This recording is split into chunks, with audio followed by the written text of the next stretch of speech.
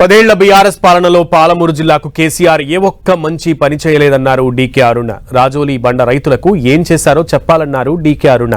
90% పనులు పూర్తయిన ప్రాజెక్టులను కూడా పూర్తి చేయలేదని డీకే విమర్శించారు.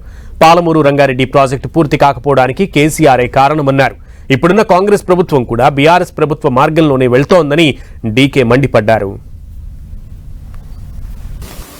పాలమూరుకు తీవ్రమైనటువంటి అన్యాయాన్ని మీరు చేసిండ్రు. 90% పనులు పూర్తయినటువంటి నెట్టెంపాడు గాని, భీమా గాని, కల్వకుర్తి గాని, కోయిల్సాగర్ గాని, వాటి ప్రాజెక్టులలో ఉన్నటువంటి చిన్న అరకొర పనులు కూడా మీరు పూర్తి చేయలే. ఆర్డీఎస్ కు తుమ్మిళ్ళ లిఫ్ట్ అంటది, రిజర్వాయర్ లేకుండా తుమ్మిళ్ళ రిజర్వాయర్ లేకుండా ఏదైనా లిఫ్ట్ ఉందంటే తుమ్మిళ్ళ మాత్రమే ఇయ్యాల. మల్లమ్మకుంట రిజర్వాయర్ ఇప్పటిదాకా అతి గతి లేదు. మన 10 ఏళ్ల అధికారంలో ఉండి మీరు ఏం పని చేసిండ్రు?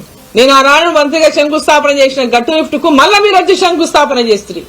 కానీ ఇప్పటిదాకా పూర్తిగానే 6 నెలలలో పూర్తయ్యేటటువంటి గట్టు లిఫ్ట్ కు ఆనాడు పోయి ఒక ఎమ్మెల్యేగా మీ దగ్గరకు వచ్చి ముఖ్యమంత్రి దగ్గరకు వచ్చి రిప్రజెంటేషన్ ఇస్తే నేను హెలికాప్టర్ తిప్పుతా, మిమ్మల్ని బ్రహ్మాండంగా చూస్తా, అన్ని చేస్తానటువంటి మాట చెప్పిన విషయం మాకు ఇప్పటికీ గుర్తుంది. కేసీఆర్ గారు, కాంగ్రెస్ ప్రభుత్వం కూడా మిమ్మల్నే ఫాలో అవుతా ఉంది.